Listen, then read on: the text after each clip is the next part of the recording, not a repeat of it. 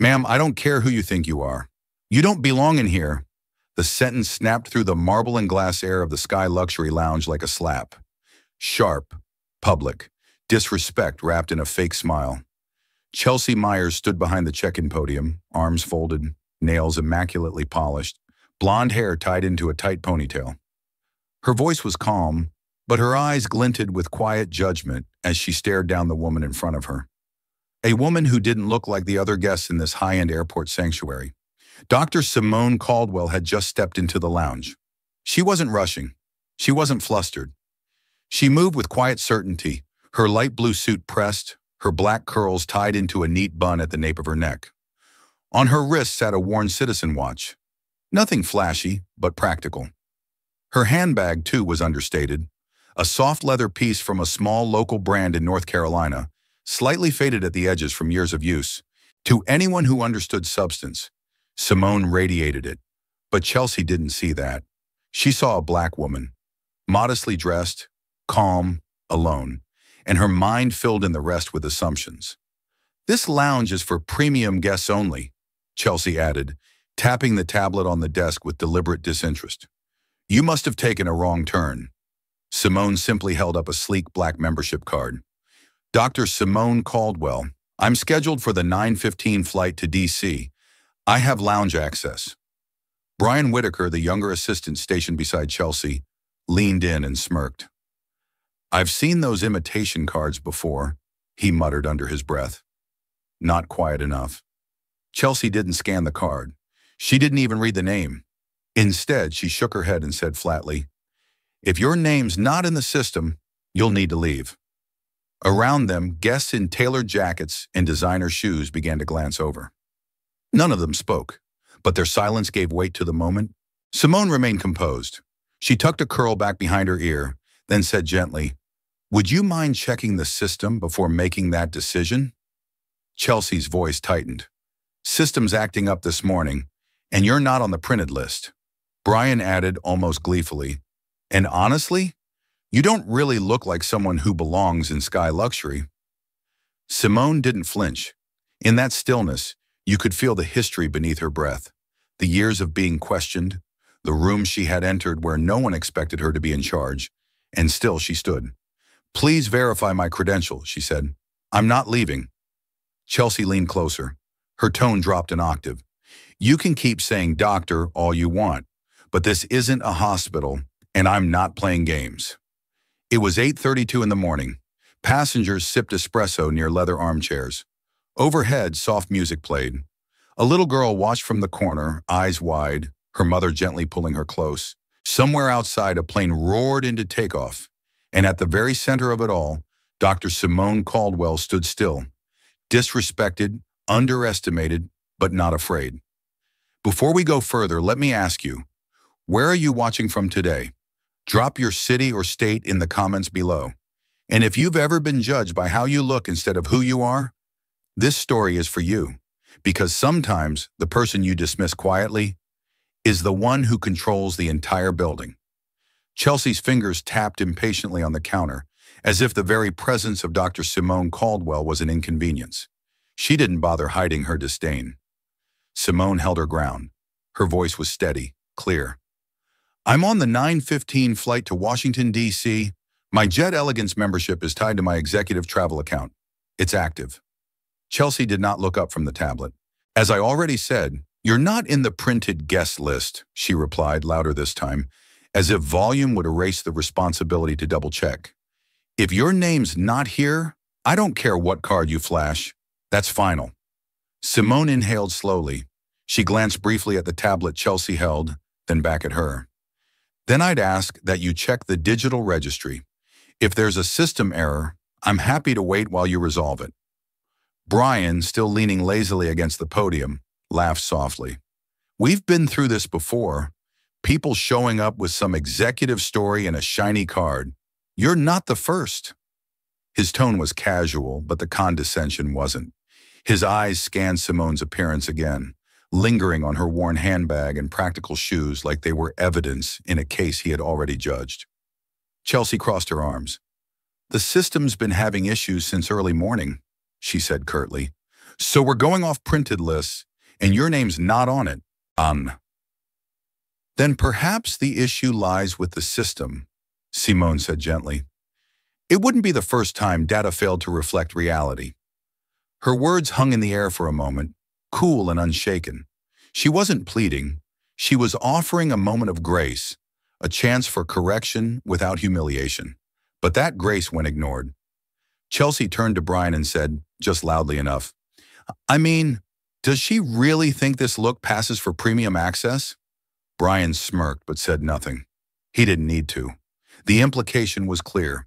A nearby mother looked up from her magazine. Her daughter, no older than 7, stood by the refreshment table, watching the exchange unfold. The little girl's name tag read Layla. She tugged on her mother's sleeve and asked softly, why are they not letting that lady in? She gave them her card. The mother hesitated.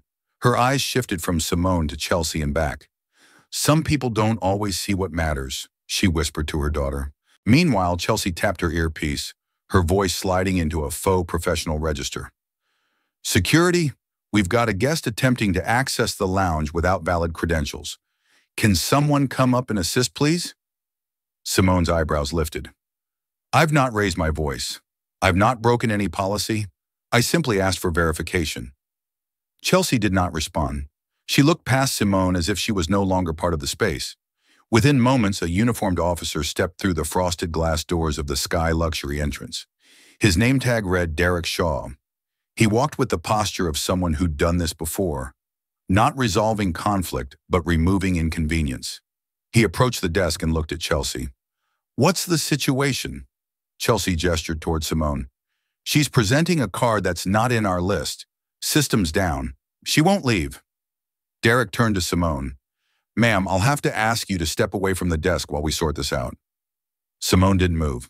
You haven't even looked at my ID. Derek's voice remained calm, but his hand moved subtly toward the radio at his hip. We'll verify everything, but right now we need to maintain order in the lounge. I'm not causing disorder, Simone replied. I walked in, showed my card, and asked for access I have paid for. I've been calm. They've been dismissive. Another guest, a man in a navy suit, lowered his phone slowly, his screen still lit with a paused video. He was recording. So was someone else seated across the room. A quiet ripple had begun to form in the lounge. Curious glances, quiet murmurs, eyes shifting not just at Simone, but at the ones denying her. Brian noticed. Look, we're just following procedure, he said, his voice wobbling slightly for the first time. We don't make the lists. But you do choose how you treat the people on it, Simone answered. For a moment, silence returned. No one moved. Layla looked up again and asked louder this time. Mommy, is she in trouble? Her mother held her hand. No, sweetie, she said. She's just waiting for someone to see her. Simone looked around the room. For years, she had moved through terminals, lounges, and boardrooms. Most of the time unnoticed. Sometimes questioned, rarely believed on first sight. Today it was happening again, not because of any system malfunction, but because someone had decided she didn't look the part, and this time she wasn't going to let it go. Let me ask you something.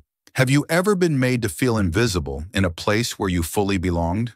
Because sometimes the loudest disrespect comes not through what people say, but through what they refuse to see.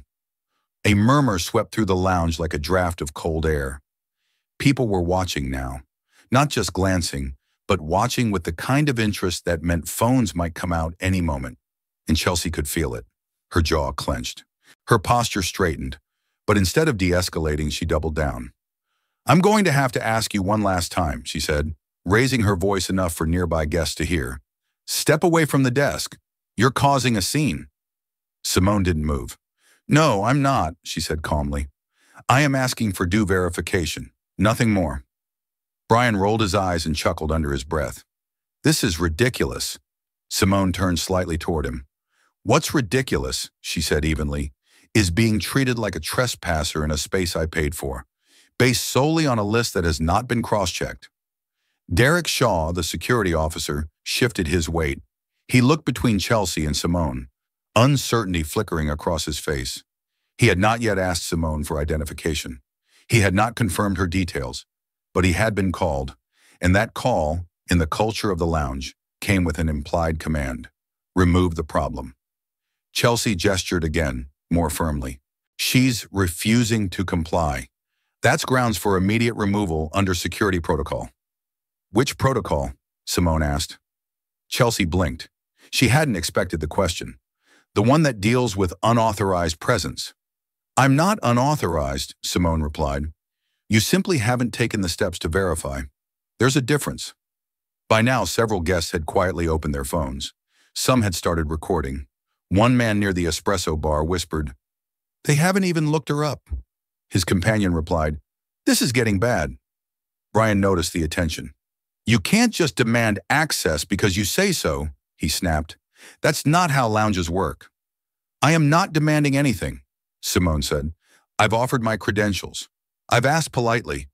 You've refused to verify based on incomplete information." Chelsea's eyes narrowed. "We're not about to let someone bully their way into Sky Luxury." Simone raised an eyebrow. "Bully, that's what you're calling this?" From across the lounge, a woman's voice rang out. "Excuse me," she said. "I've been watching this and she hasn't raised her voice once." Everyone turned. It was Renee Marshall, a business traveler seated near the windows. She stood now holding a cappuccino in one hand and a phone in the other. "I saw her walk in," Renee continued. "She handed you a valid membership card. You didn't even scan it." Chelsea shot her a glare. "Ma'am, this doesn't concern you." "It does now," Renee replied, "because I've seen what happens when people in positions like yours misuse authority, and I'm not staying silent." Derek looked increasingly uneasy. He cleared his throat. "Let's just take a moment here. Maybe we can try scanning the card again." "System's down," Chelsea snapped. "We've already said that." "Then how are you validating anyone else's access?" Simone asked. Chelsea hesitated. "We're going off the printed list." "And who prints that list?" Simone asked. "Is it live data? Is it cross-checked? Or is it just who someone decided belonged this morning?" Brian shook his head. "This is insane. No one else is questioning it." "No one else is being denied," Renee countered. "That's the point." Layla, the young girl from earlier, was still watching. She whispered something to her mother, who nodded slowly and pulled out her phone. "Ma'am," Derek tried again, "maybe we can step to the side and figure this out away from the crowd." "No," Simone said, her tone still firm but respectful. "I will not be moved as if I've done something wrong. You've made this public. I'm going to stay right here until you either confirm my membership or admit that you never intended to." Chelsea snapped. "Fine. We'll call for backup. You want to escalate this? Let's escalate." She turned back to her tablet, tapping furiously. Then, loud enough for all to hear, she said, "Requesting secondary security presence. Suspected breach of access protocols." That phrase, suspected breach, landed hard. Gasps rippled across the lounge. Guests exchanged glances. A man near the bar muttered, "They're making it sound like a criminal offense now." Simone took a slow breath. "You just accused me of attempting to breach a secured area," she said. "That's a legal statement. You should be very sure." Chelsea didn't respond. Brian folded his arms, staring past Simone, refusing to meet her eyes. Simone stayed exactly where she was. She did not shout. She did not threaten. She did not step forward or backward. She simply existed, and in that space her calm became its own act of resistance. At that moment, another passenger, a young man with glasses and a laptop, opened his Twitter app and began typing, "Black woman with valid card denied entry to Sky Luxury. No one checked her info. They're calling security. This is insane." Within 90 seconds, the post had 200 reposts. Simone looked around and saw it. The shift. This wasn't just about a list anymore. It was about how a woman, well-qualified, quiet, and calm, had become a threat simply by insisting she be treated fairly. And the world was beginning to watch. The hush that fell over the lounge was heavy, like the moment before a storm. What had started as a quiet refusal was becoming something far more visible, and in that stillness, it happened. A voice from the back cut through. "Enough! This has gone too far." Everyone turned. An older man, white-haired, impeccably dressed in a navy blazer with a gold pin on the lapel, stepped forward. His name tag, barely visible from the distance, read Leonard Fisher. But it was not the name that made people take notice. It was the weight in his tone, the unmistakable authority of someone who had spent a lifetime being listened to. "I've been watching this unfold for the last 10 minutes, Leonard said, and I am appalled." Chelsea froze. Brian blinked, confused. Leonard pointed gently toward Simone. "That woman has done nothing except request that you verify her access, which you have repeatedly refused to do." Simone didn't speak. Her eyes remained steady, but there was a flicker of relief. Silent, brief, but real. Leonard turned to Derek Shaw. "Officer, have you confirmed her credentials?" Derek cleared his throat, clearly uncomfortable. "The front desk said her name isn't on the printed list. The system is down." Leonard's eyebrows lifted. "And did you, personally, request her identification, or simply take the word of someone behind a podium?" Derek's silence said everything.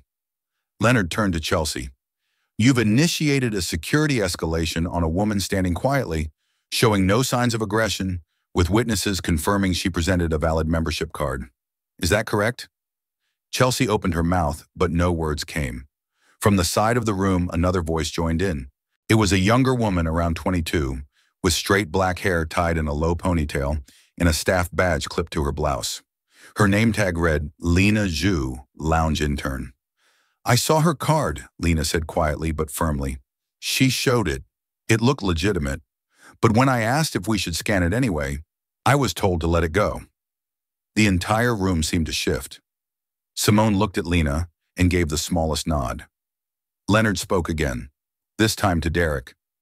"If she's shown a valid card and you haven't verified it independently, then any attempt to remove her from this lounge becomes a liability, a dangerous one." Derek slowly removed his hand from his belt. His voice, when it came, was softer. "I think we need to pause before we go any further." Chelsea turned red. "We're just following security policy," she snapped. "No," Leonard replied calmly. "You're following a narrative, and it's unraveling." Brian tried to intervene. "You don't work here, sir. This is none of your business." Leonard turned slowly to face him. "I've flown through this terminal for 26 years. I've chaired federal transportation committees, and right now I'm telling you this is everyone's business." Then he looked at Simone. "Ma'am, if you would be willing to present your card again, I will personally stand here and ensure it's reviewed properly." Simone nodded. Without a word, she reached into her blazer pocket and handed the Black Jet Elegance membership card to Leonard, who examined it carefully. He turned to Lena. "Can we try scanning this now, even with the system slow?" Lena hesitated, then nodded. She stepped behind the podium, tapped a few keys, and ran the card through the secondary reader. The screen blinked once, then processed. After a moment of silence, a green checkmark appeared. "Validated," Lena said. "Her access is active." A stunned silence fell across the lounge. Leonard handed the card back to Simone. "Thank you for your patience." Simone accepted it without a word. Chelsea took a step back. Brian looked down at his shoes. Derek sighed audibly. Lena, still behind the desk, looked up at Chelsea. "You said the system was down." Chelsea didn't respond. Leonard turned to the room. "Every person here just witnessed how perception can override process, how bias can masquerade as protocol, and how silence, until it breaks, protects the wrong things." He paused. "Not anymore." Simone remained still. She had not raised her voice once. She had not argued. But the truth, now confirmed, landed harder than any confrontation. From across the lounge, Layla clapped once, softly. Her mother joined her. Then others followed. Not wild applause, but something quieter. Steady. A ripple of recognition that respect had finally caught up to the moment. Simone looked around the room. Then she looked back at Chelsea, then at Brian, then at Derek. She did not smile. She simply said, "And this is why people record. Because sometimes evidence is the only voice we are allowed. The green check mark on the screen should have ended it.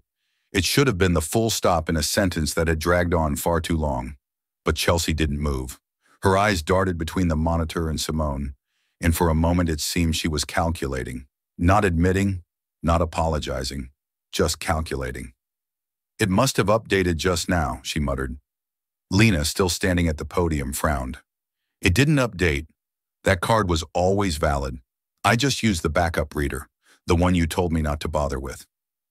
Leonard Fisher crossed his arms. His eyes bore into Chelsea. Are you suggesting that the system somehow validated a previously invalid card within the exact 2 seconds it took to scan it? Chelsea opened her mouth, then closed it. Simone stepped forward slightly. What you're trying to do is walk back a decision you made before facts were considered. That's not system failure. That's human failure. Brian scoffed, but it lacked conviction. Look, let's not blow this up. Mistakes happen.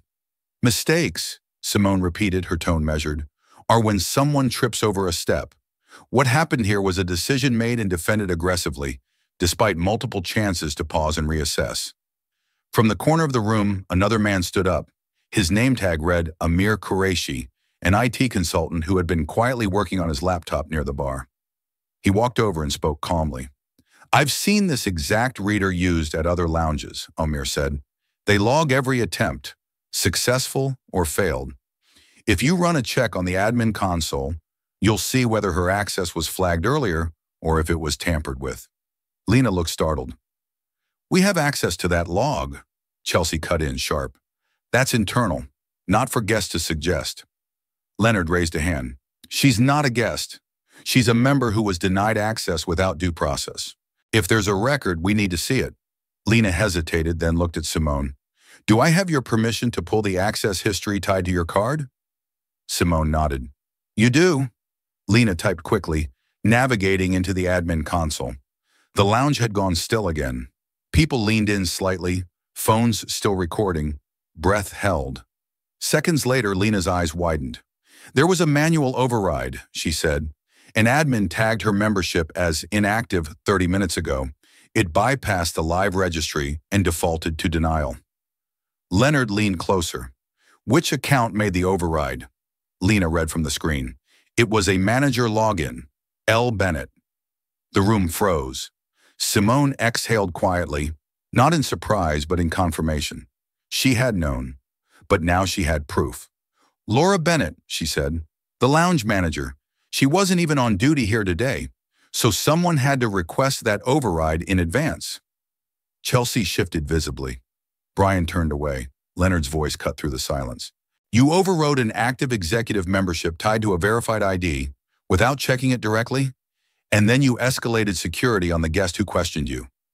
Renee Marshall, the woman who had spoken up earlier, stepped forward again. That's not just bias. That's coordinated exclusion. Simone remained composed. And it worked for about 30 minutes, long enough to try and erase access, long enough to turn a traveler into a suspect, but not long enough to keep the truth buried. Derek Shaw looked at Simone now with different eyes. The doubt had faded. The posture of automatic compliance had softened. He took a step back from her, as if realizing he had nearly crossed a line he would not have been able to return from. Chelsea tried one more angle. I had nothing to do with the override. I just used the printed list I was given. And who gave it to you? Leonard asked. Chelsea hesitated again. Simone answered for her. It was Brian. He had it in his hand when I arrived. Brian's voice cracked slightly. I just printed what I was told. But you didn't question it, Simone said. You didn't pause when someone calmly and repeatedly asked for verification. You assumed. You dismissed. And then you defended that dismissal with force. The lounge was no longer just watching. They were judging. Layla, still standing beside her mother, looked up and whispered, Why did they try to delete her? Her mother didn't answer. She just kept watching Simone with a look of fierce admiration. Simone looked at Lena. Print that log, secure it, send a copy to the Sky Luxury Corporate Compliance Desk and to the airport board. Lena nodded, already pulling out the portable printer beneath the desk. Leonard stepped aside as the first printed sheet rolled out. He handed it to Simone, who held it in both hands, steady and silent. This, she said softly, is what truth looks like. Timestamps and override codes, not opinions, not assumptions. A few guests clapped, not for the drama, for the clarity. Simone looked at the people in the room. You didn't just try to erase my name from a list, she said. You tried to erase me from a space I helped build. That won't be forgotten. And in that moment, no one doubted she meant every word. The printer's final page slid into Simone's hand with a quiet, mechanical hum, but the atmosphere inside the Sky Luxury Lounge was anything but quiet now. What had started as a gatekeeping incident was now unraveling into something deeper, something undeniable. The room had shifted. No one was looking at Chelsea anymore with deference. No one was deferring to Brian's false authority. And Derek Shaw, who just minutes ago stood prepared to escort Simone out, was now standing off to the side, his hands clasped behind his back, eyes downcast. Simone held the printed audit log like a ledger of truth. Each line, timestamp, user ID, override code, was a receipt of the decision someone had tried to hide. She looked around at the crowd, not with triumph, but with the kind of stillness that follows a long fight for dignity. The kind of stillness that only comes when you are finally undeniably seen. Just then, a small voice cut through the air. "She built this place, didn't she?" It was Layla, the little girl. She was now standing in front of Simone, her head tilted slightly, eyes wide. Her mother reached for her shoulder, but Simone gently smiled and said, "I helped shape some of it, yes." Layla nodded solemnly. "Then why did they act like you didn't belong?" Simone paused, kneeling slightly so she could meet the girl's eyes. "Because sometimes people only see what they expect to see, and they miss what's real, even when it's right in front of them." Layla blinked. "That's not fair." "It's not," Simone agreed. Around them, the crowd was silent, phones still recording, people still watching. But it was no longer out of curiosity. It was reverence. Something irreversible had cracked. From the rear of the lounge, the main glass doors opened. A tall man in a dark gray suit walked in briskly, flanked by two individuals in airport human resources uniforms. The man carried a laptop and a brown envelope tucked under his arm. His name tag, clipped to the lapel, read Ethan Moore, Director of Terminal Operations. He scanned the room quickly and walked straight toward Simone. "Dr. Caldwell," he said, his voice low but firm, "we've received the escalation report.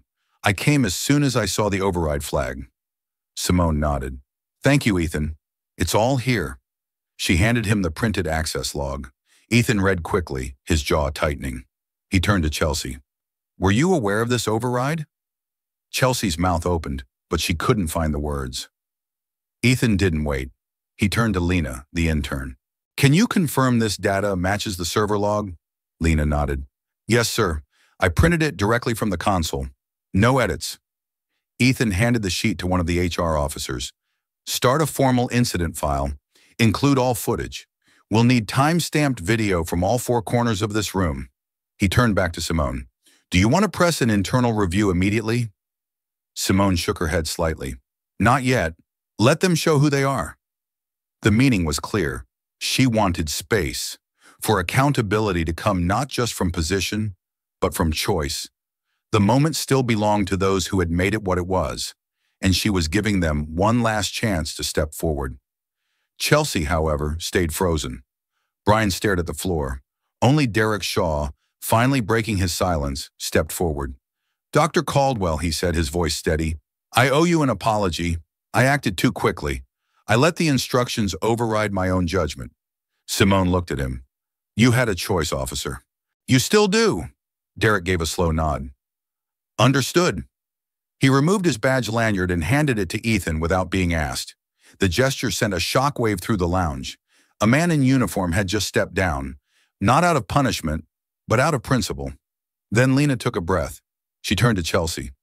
"You told me not to scan the card. You said some guests just weren't a good fit for Sky Luxury." The words hung in the air like a fire alarm that no one could ignore. Chelsea snapped. "That's not what I said." But it was too late. Lena didn't argue. She simply looked at Simone and added, "I'm sorry I didn't speak up sooner." "You're speaking now," Simone replied. Ethan turned back to the HR officers.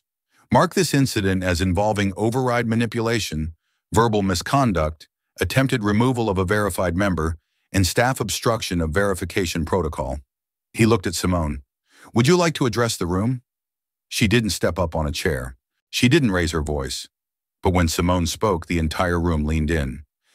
"Every person here just witnessed a version of what so many others face every day," she began.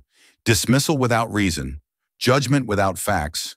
Power used without purpose. She held up the card. This little piece of metal means access, but access does not always mean respect. Today, you saw what happens when the two are separated. Simone looked directly at Chelsea. I didn't ask for deference. I asked for fairness, and I waited long enough to let you show me who you really are. The silence was heavy again, but this time no one would forget it. Simone Caldwell did not need to say another word.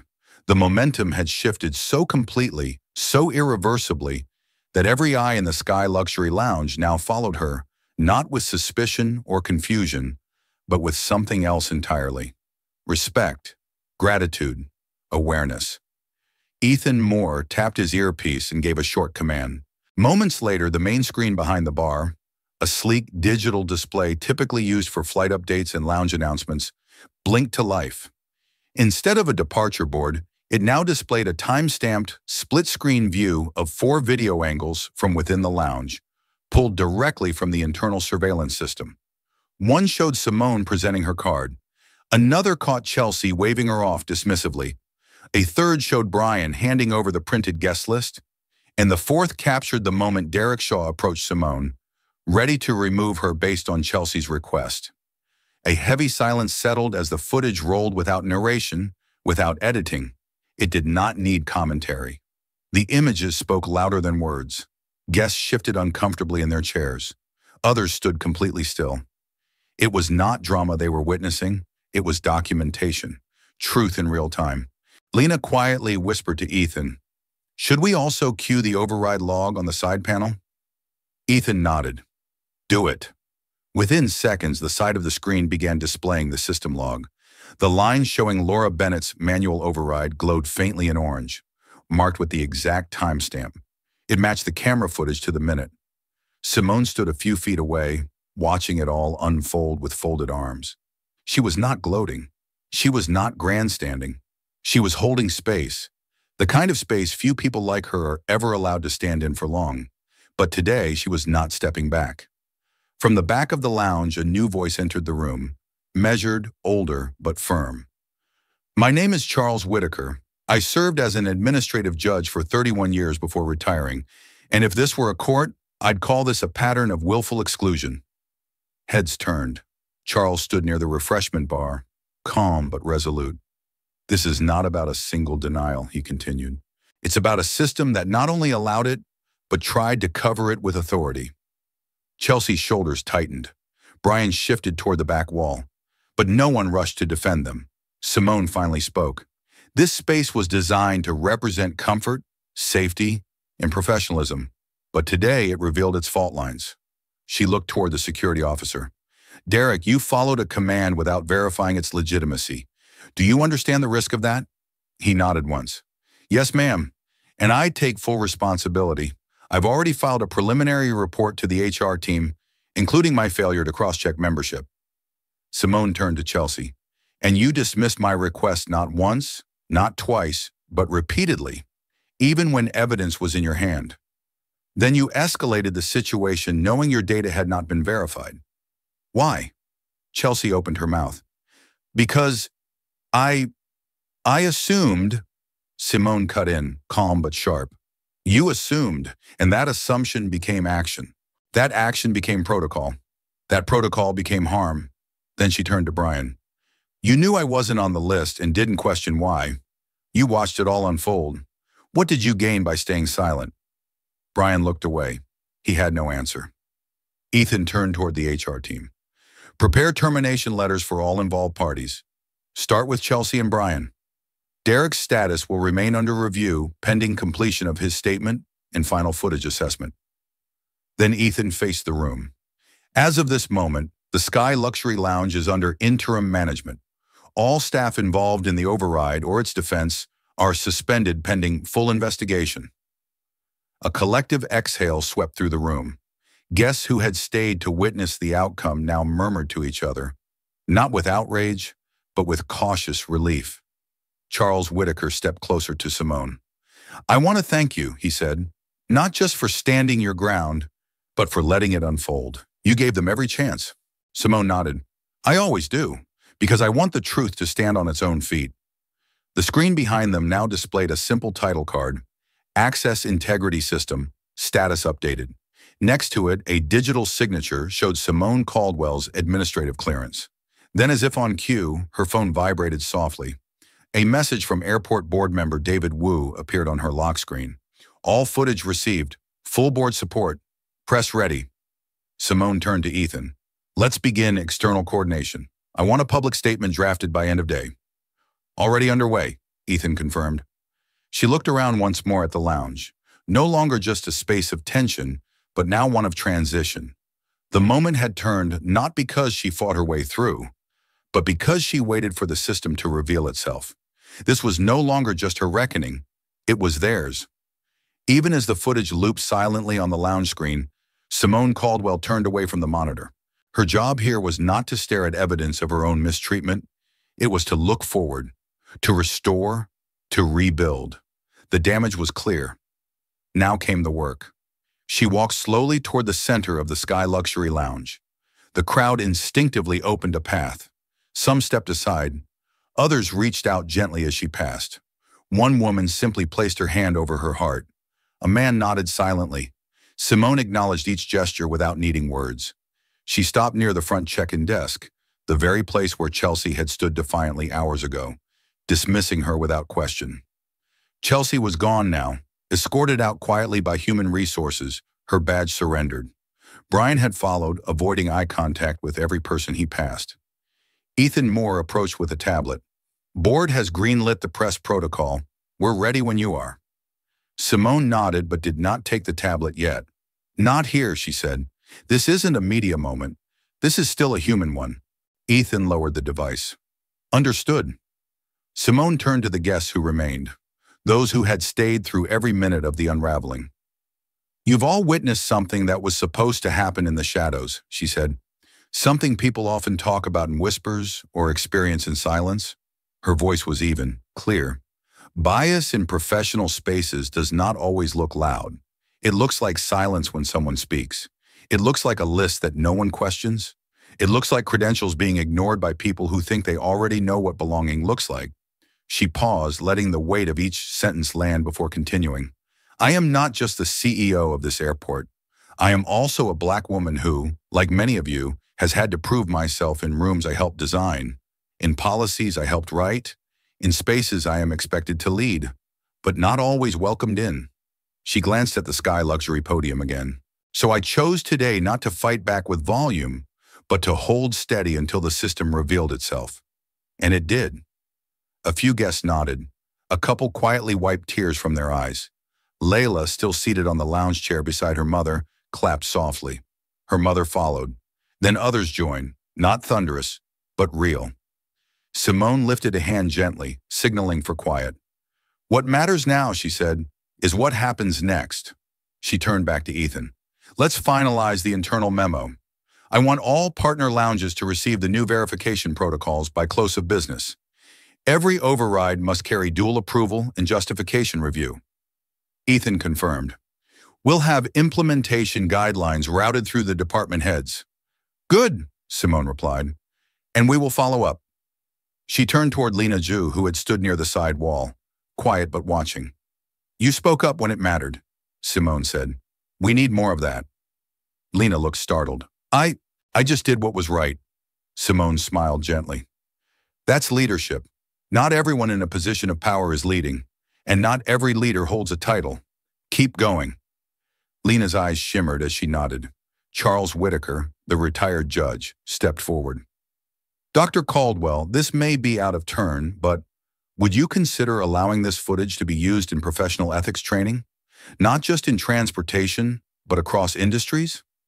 Simone considered. With redactions to protect bystanders, yes, let it serve. From near the bar, a woman from customer operations stepped forward. I've worked here for 9 years. I've seen a lot. But today, I saw accountability in daylight. Simone responded, that's the goal. Not revenge, not spectacle, but daylight. She turned back to Ethan. Also, please coordinate a message to our staff. I'll personally conduct a leadership seminar for all front-facing teams next week. Full attendance, Ethan asked. Mandatory, she said. The HR officer nearby added, We've already started compiling related guest complaints from the past 12 months. Would you like us to proceed with formal review? Yes, Simone replied. Every complaint deserves fresh eyes now. We missed too much already. Then she turned back to the remaining guests. I want to thank each of you who spoke up today, who filmed, who questioned, who simply stayed and witnessed. You helped bring sunlight to something that had been festering in silence for too long. Someone called out from near the seating area, "Thank you for staying calm when most of us would have exploded." Simone gave a soft smile. Calm is not weakness, it's clarity.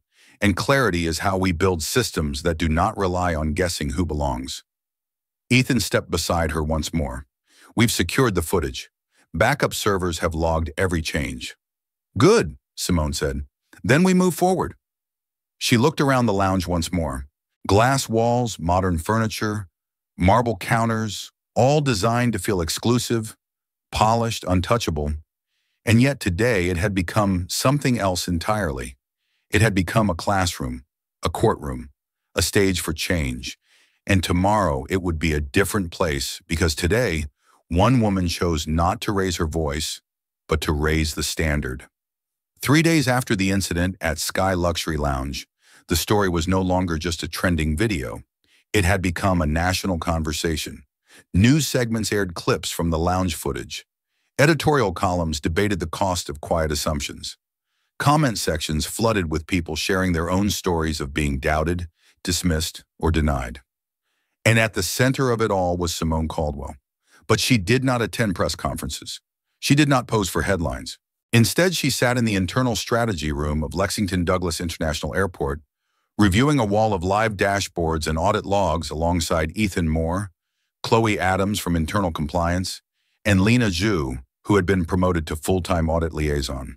Simone pointed at the screen showing access overrides across all airport-operated lounges. Only 2 outliers left. Flag them for follow-up. Chloe nodded. Already notified partner teams. We've also launched the anonymous reporting channel, as you instructed. Early feedback's coming in strong. Ethan added, the revised access protocol went live this morning. No more manual list overrides. Dual login required. Justification entries locked and time-stamped. Simone looked at Lena. And the training program? First session runs tomorrow at 9 o'clock. I'll be co-facilitating with the DEI team. Simone leaned back slightly. You ready? Lena gave a small smile. I will be. The knock on the conference room door was gentle. An HR staffer entered holding a padded envelope and a note. Another guest letter, Dr. Caldwell, handwritten. Simone accepted it without a word. She opened the envelope and pulled out a folded sheet of lined paper. The handwriting was uneven but clear. I was in the lounge that day with my teenage daughter. She saw you stand your ground without raising your voice. She's been asking questions ever since. I just wanted to say thank you. You gave her more than an example. You gave her a memory she'll never forget. Simone folded the letter again and placed it beside the first one she had received 2 days earlier. She did not speak, but the look on her face said enough. Outside the walls of the strategy room, the changes were already being felt. New signage appeared near every premium access point. Verification is a process, not a judgment. Guest feedback terminals were installed in lounges across the terminal, with one question displayed first. Were you treated with fairness today? Even the staff hallway behind Sky Luxury had changed.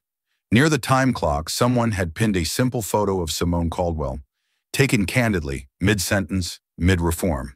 Below it, a single printed quote. She didn't fire for revenge. She fired to reset the rules. Simone never asked for the photo. In fact, she avoided walking past it. To her, the real legacy was not image. It was policy. It was trust restored. That afternoon, she visited the Sky Luxury Lounge once more. Not in secret, not undercover, but openly. The space had been reorganized, restaffed, and now operated under direct oversight from the Terminal Operations Office. Ethan met her at the door, along with Charles Whitaker, the retired judge, who had returned as a volunteer consultant for the airport's Guest Experience Task Force. Simone paused at the entrance. Layla and her mother happened to be there again, boarding a late flight to Boston. The little girl spotted her first and smiled wide. "You're back," Layla said. "I am," Simone replied. And I'm glad you are too. Layla looked around the lounge. It feels different. Simone crouched slightly. What do you mean? Layla thought for a second. It feels like everyone's paying attention now, like it matters who walks through the door. Simone nodded. It does, always has. We just needed to remind them. She stood and shook hands with Layla's mother. Thank you for standing there with her that day. Sometimes the smallest voices make the biggest difference. We're just glad she saw someone stand up with grace, the woman said. Simone entered the lounge, walking quietly past new staff, most of whom greeted her by name. Some looked nervous, others grateful, all alert. She stopped briefly at the podium where Chelsea once stood. A new attendant, Brianna, stood there now, posture attentive but kind. Morning, Dr. Caldwell, she said. May I verify your access? Simone smiled. Please. She presented the same card. Brianna scanned it without hesitation. A green light appeared instantly, followed by a soft chime. Welcome to Sky Luxury, Brianna said. Simone nodded. Thank you. She entered the space not as a symbol, but as a member, a leader, a woman who refused to be erased, and in doing so, rewrote the rules that once kept others out. Later that evening in her office, she sat beside a stack of printed guest testimonials. One, from a frequent flyer named Marcus, read simply, For once, I walked into a lounge and didn't brace for judgment. I just walked in. Simone leaned back and closed her eyes for a moment. What had begun as humiliation had ended as blueprint for fairness, for reform, for what it means to belong without needing to explain why. Outside her window, the lights of the terminal glowed against the Carolina dusk. Inside, the quiet was deep, real. And Simone Caldwell, without saying a word, knew that the next time someone like her walked into any Sky Luxury lounge in America, they would not be alone. They would walk in on her shoulders.